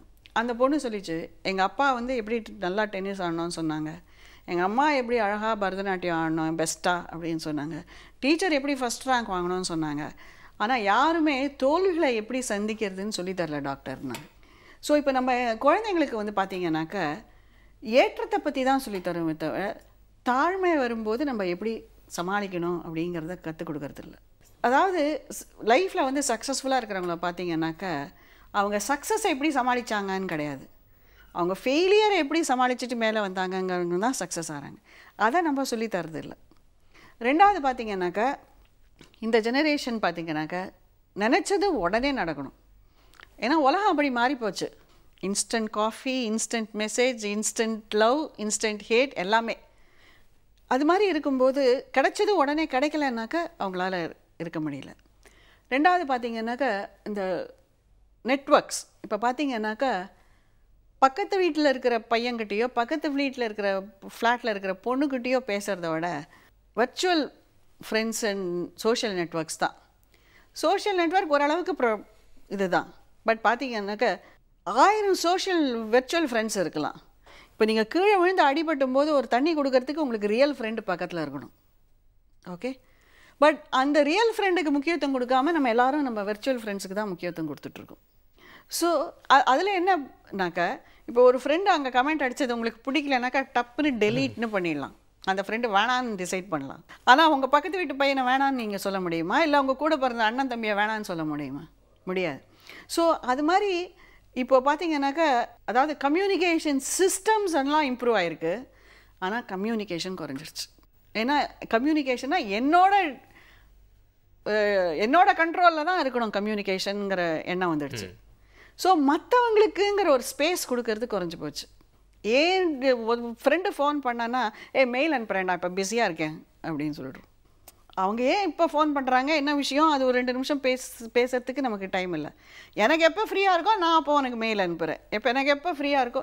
ஸோ எனக்குன்னு வர ஆரம்பிச்சிடுச்சு. ஸோ மற்றவங்களுக்குங்கிற முக்கியத்துவம், அந்த ரிலேஷன்ஷிப்க்கு கொடுக்குற முக்கியத்துவம் குறைஞ்சி போயிடுச்சு. அதனால தான் இந்த மாதிரி பிரச்சனைகள்லாம் வருது. ஸோ நமக்கு வந்து எப்போதுமே கிடைக்கலன்னாக்க நமக்கு எதிர்பார்ப்புகள் அதிகமாக இருக்கும்போது ஏமாற்றங்களும் அதிகமாக இருக்கும். ஏமாற்றத்தை தாங்கக்கூடிய சக்தி இல்லாத போது தற்கொலைகள் அதிகமாகுது. நீங்கள் சொல்கிறத பார்த்தா வந்து நம்ம ரியல் லைஃப்பில் நம்ம ஃபேஸ் எப்படி இருக்குன்னு நம்ம கவலைப்படுறதில்ல. ஆனால் ஃபேஸ்புக்கில் டிபி எப்படி இருக்குது அப்படின்னு சொல்லிட்டு நம்ம எப்போவுமே யோசிச்சுட்டே இருக்கோம். அந்த மாதிரி ஒரு தலைமுறையில் வாழ்ந்துட்டுருக்கோம் அப்படின்னு சொல்லலாம். நானும் பார்த்தீங்கன்னா வந்து ஒரு டெஸ்டிமோனியல் கொடுக்கலாம் அப்படின்னு நினைக்கிறேன். 6th படிக்கும் போது நாளைக்கு மேக்ஸ் எக்ஸாம் முடிக்கலன்னா என்ன பண்ணுறது அப்படின்னு தெரியாமல் நைட்டு தத்தளிச்சுட்டு இருந்தேன். காலையில் வந்து ஸ்கூலுக்கு போக வேண்டியாச்சு. வழக்கம் போல ஹோம்ஒர்க் முடிக்கல, ஓகேவா. ஆனால் வந்து அந்த மாதிரி டைமில் வந்து மிஸ் அடிப்பாங்களே, அந்த மிஸ் வேறு ரொம்ப பயமுறுத்தி வச்சுருந்தாங்க. இன்றைக்கே நான் தற்கொலை பண்ணிக்கணும், ஏன்னா இன்னிலேருந்து நான் ஸ்கூலுக்கே போக தேவையில்லை அப்படின்னு ரொம்ப முட்டாள்தனமாக நினச்சேன். ஆனால் அப்போ பார்த்தீங்கன்னா என் லைஃப்பில் அது ரொம்ப பெரிய விஷயம். இப்போ அது வந்து ஒரு லாஃபிங் ஸ்டாக்காக தான் இருக்கும். இதே மாதிரி லைஃப்பில் நம்ம இன்றைக்கி சீரியஸாக நினைக்கிற விஷயம் வந்து நாளைக்கு வந்து யோசிச்சு பார்த்தா சிரிப்பாக தான் இருக்கும். ஸோ அந்த டைமில் வந்து அவசரப்படாமல் எப்படி நம்ம டிசிஷன் எடுக்கணும்னு எனக்கு தெரிஞ்சுக்கிட்டோம் இல்லையா? ஆமாம், அது மட்டும் இல்லாமல் லைக் யூ சரி, இப்போ நம்ம வந்து எல்லாருமே வந்து அதெல்லாம் கடந்து தான் வந்திருக்கோம். ஸோ இப்போ ஒரு சின்ன குழந்தை வந்து நாளைக்கு எனக்கு 4th இது எக்ஸாம் இருக்குது, அதனால வந்து பயந்துருக்கேன் அப்படின்னு சொல்லும்போது நம்ம வந்து பார்த்தேன் ஏய் படக்கல்லா அப்படின்னு சொல்லிட்டோம்னா அவங்களுக்கு வந்து என்னடா அது எனக்கு இவ்வளோ பெரிய வாழ்க்கையில் எவ்வளோ பெரிய கஷ்டம் புரிஞ்சுக்க மாட்டேங்கிறாங்க அப்படிங்கிற மாதிரி இருக்கும். ஸோ எப்பவுமே வந்து வாக் இன் ஹிஸ் ஷூஸ் அப்படின்னு சொல்லுவாங்க. ஸோ அந்த மாதிரி நம்ம போட்டி பார்த்தா தான் மற்றவங்களுடைய கஷ்டங்கள் புரியும். ஸோ அது வந்து கஷ்டங்கள் மட்டும் இல்லை, அவங்களுடைய இமோஷன்ஸ் எல்லாமே புரிஞ்சுக்கிறதுக்கு வந்து நம்ம கொஞ்சம் டைம் எடுத்து தான் ஆகணும். இல்லை, சூப்பர் ஸ்டார் வந்து ஒரு பேச்சில் சொல்லுவார், அது பார்த்தீங்கன்னா நல்லவங்களுக்குலாம் என்ன வந்து கஷ்டம் ரொம்ப நாள் இருக்கும், ஆனால் நல்ல நடக்கிறதுக்கு கொஞ்சம் டைம் ஆகும் அவ்வளோதான். சோதனையை தாண்டி வந்தால் தான் சாதனை அப்படின்னு சொன்னார். ஸோ அந்த சோதனை எப்போ வரும்னு சொல்லிட்டு நீங்கள் வெயிட் பண்ணிட்டே இருந்தீங்கன்னா அதை கடந்து வந்து சாதனைக்கு ஈஸியாக போயிடலாம் அப்படின்னு சொல்லிட்டு எப்பவுமே மைண்ட் செட் பாசிட்டிவ் ஆட்டிடியூடோட இருக்கும்னு சொல்லலாம் இல்லையா? ஆமாம், எது இருந்தாலும் பார்த்துக்கலாம் அப்படிங்கிற அந்த ஒரு பாசிட்டிவ் ஆட்டிடியூட் இருந்தால் எப்போதுமே நாங்கள் சொல்லுவோம், தற்கொலை வந்து it is a permanent solution to a temporary problem. ஒரு தற்காலிகமான பிரச்சனைக்கு எடுக்கப்படுற ஒரு நிரந்தர முடிவு. ஸோ பிரச்சனைகள் தற்காலிகம், எப்படி உணர்ச்சிகளும் தற்காலிகம் தான் அப்படின்னு நம்ம எடுத்துக்கிட்டோம்னாக்கா அந்த தற்கொலையிலேருந்து வெளியில் வரலாம். அது மட்டும் இல்லாமல் வாழ்க்கையே தற்காலிகம் தான், அதுலேயே நடுவில் வந்து நீ வேறு அது நிறுத்தத்துக்கு ட்ரை பண்ணுற அப்படின்னு சொல்லிட்டு வாழ்க்கையை என்ஜாய் பண்ணலாம். அதுவும் பாசிட்டிவ் அப்படிங்கிறத நிறைய ஆங்கிள்ஸில் வந்து சொல்லியிருக்கீங்க. அண்ட் வந்து ஜென்ரேஷன் சேஞ்ச் அப்படிங்கிறத வந்து ஒரு 5 வருஷம் 10 வருஷம் பார்த்துட்டே நாங்கள் அதை பற்றி பேசுறதுக்கு ட்ரை பண்ணுறோம். ஒரு 30 இயர்ஸாக நீங்கள் வந்து இது மாதிரி நிறைய விஷயங்களில் பார்த்துட்டு இருக்கீங்க.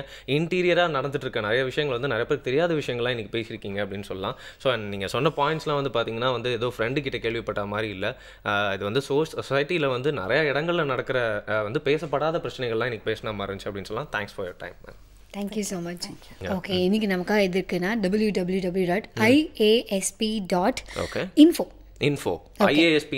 IASPனா international association for suicide prevention. ஓகேவா? ஸோ அப்வியஸாக இதில் என்ன இருக்குது அப்படிங்கிறது உனக்கு இந்த வெப்சைட் பேரை பார்த்தாலும் உனக்கு தெரிஞ்சிடும். ஸோ இது வந்து ஐஏஎஸ்பியோடைய அந்த நியூஸ் லெட்டர்ஸ்லாம் இருக்குது. ஸோ அவங்க வந்து ஆல்ரெடி நிறைய பேருக்கு வந்து கவுன்சிலிங்லாம் கொடுத்துருந்துருக்கலாம். இதில் வந்து பல சூசைட் வந்து அவங்க ப்ரிவென்ட் பண்ணியிருக்கலாம். ஸோ அதை பற்றின விஷயங்கள்லாம் இருக்கும். அப்வியஸாக அதை ரிவீல் பண்ணியிருக்க மாட்டாங்க யாருன்னு. அதோட சேர்ந்து அதோட வெப் டிரெக்டரி இருக்குது. ஸோ நீங்கள் உங்கள் ஏரியாலே வந்து இந்த சூசைட் ப்ரிவென்ஷனுக்கு யார்கிட்ட பேசணும் அப்படின்னு நினச்சிங்கன்னா நீங்கள் வந்து பேசிக்கலாம். அதோட சேர்ந்து அதோட டாஸ்க் ஃபோர்ஸஸ், அதுக்கப்புறம் ஸ்பெஷல் இன்ட்ரெஸ்ட் குரூப்ஸ் சொல்லி அதில் பல விஷயங்கள்லாம் இருக்குது. பட் எல்லாமே இந்த சூசைட் வந்து அதை ஃபோக்கஸ் பண்ணி பல விஷயங்கள். IASP.info. ஓகே, ASAP அதை போய் பார்த்துட்டீங்க என்ன பண்ணுறீங்க. இந்த கார்ட்டூன் அதை பற்றி நான் உங்ககிட்ட பார்த்துக்கணும் அப்படின்னு நினச்சேன். எப்போவுமே பார்த்தீங்கன்னா இந்த ரோட் ரன்னர் ஷோ அது மாதிரி நிறையா கார்ட்டூன்ஸ்லாம் இருக்குது. அதில் வந்து மலையிலேருந்து கீழே விழும், அடுத்த சீனே ஏஞ்சி வந்துடும். டக்குன்னு ஒரு மேலே ஒரு பெரிய இரும்பு வந்து விழுந்துரும், உடனே ஒரு ஏஞ்சிருவார். டாம் அண்ட் ஜெரி ஷோவில் டாம் வந்து பிச்சு போட்டுருவாங்க, பட் எல்லாத்தையும் ஒன்றா சேர்த்துட்டு வந்துடுவார். ஸோ அந்த கார்ட்டூனில் லாஜிக் எத்தனை வாட்டி மீறினாலும் பார்த்தீங்கன்னா அதில் வந்து ஒரே ஒரு விஷயம் தான் நம்மளால் கற்றுக்க முடியுது. லைஃப்பில் எவ்வளோ சோகம் வந்தாலும் அதை காமெடியாக எடுத்துக்கணும், எந்த அளவுக்கு பீசஸாக போனால் திருப்பி ரெக்கலெக்ட் ஆகி வந்துடணும் அப்படின்னு சொல்லி. இப்படி சொன்னதுக்கு அப்புறம் தான் ஞாபகம், இப்போ பல பேரண்ட்ஸ்லாம் வந்து ஒரு கார்ட்டூன் ஷோ மேலே செம்ம கோவத்தில் இருக்காங்க. ஏன்னா ரொம்ப பேடான விஷயங்கள் நான் டீச் பண்ணுது. ஏன்னா அந்த கார்ட்டூன் சொல்லியும் வந்து எல்லாம் மாற்றி ரொம்ப பேட் வேர்ட்ஸ்லாம் யூஸ் பண்ணலாம், கலாய்ச்சிக்கிறாங்க. ஸோ அதனால என் குழந்தைலாம் அதை பார்த்தாங்கன்னா என்ன பண்ண அவங்களாம் அதே மாதிரி பேசுகிறாங்களேன்னு சொல்லி கார்ட்டூன் தான் நம்ம நிறைய விஷயம் கற்றுக்கிட்டோம். ஆனால் பேட் விஷயம் வந்துச்சுன்னா அதை வந்து நம்மளால தவிர்க்கவே முடியாது, கற்றுக்காம இருந்து. இப்போ முதல்ல எல்லாமே குழந்தைங்களுக்கு சொல்லி தர வேண்டியது இந்த மாதிரி குட் அண்ட் பேட்னா என்ன அப்படிங்கிறத சொல்லி தரேன். அதுக்கப்புறம் மேபி அவங்க அதில் எல்லாமே கற்றுப்பாங்க நினைக்கிறேன். எக்ஸாக்ட்லி, குட் அண்ட் பேட்னு சொன்னீங்க. ஸோ எங்கள் ஷோவில் எது குட்டாக இருந்துச்சு பேடாக இருந்துச்சுன்னு சொல்லிட்டு நீங்கள் சொல்ல வேண்டிய டைமில் தான் வந்துட்டோம். feedback@pudiyugam.tv அப்படிங்கிற மேல் அடிக்கு நம்ம ஷோ பற்றின ஒப்பீனியன்ஸ் கருத்துக்கள்லாம் நீங்கள் வந்து ரொம்ப ஃப்ராங்காக ஹானஸ்டாக அனுப்பணும். ஆமாம், அதையும் தவிர 2 ஆப்ஷன் இருக்குது. ஒன்று கீழே டிஸ்பிளே ஆகிருக்க டோல் ஃப்ரீ நம்பருக்கு நீங்கள் கால் பண்ணி சொல்லலாம், அல்லது கீழே டிஸ்பிளே ஆகிருக்க அட்ரஸ்க்கு நீங்கள் கைப்பட கடிதம் எழுதியும் அனுப்பலாம். ஓகே, வழக்கம் போல் ஒரு சூப்பரான ஷோ காலையில் அப்படிங்கிறது இல்லாமல் காலையில் எப்போவுமே வழக்கமாக வர ஒரு சூப்பரான ஷோ அப்படின்னு சொல்லிட்டு வச்சுக்கலாம் இல்லையா? ஓகே, இப்படியே நம்மளே பாராட்டிட்டு இருக்கோம். ஃபீட்பேக் அவங்க வந்து அவங்களே அனுப்பிட்டோம். ஓகே, அதனால தானே அப்படியே தைரியமாக கிளம்ப போகிறோம் இப்போ. ஆமாம், புதிய யுகம் FM ஸ்டேஷனில் இது இனியவை என்று வருண்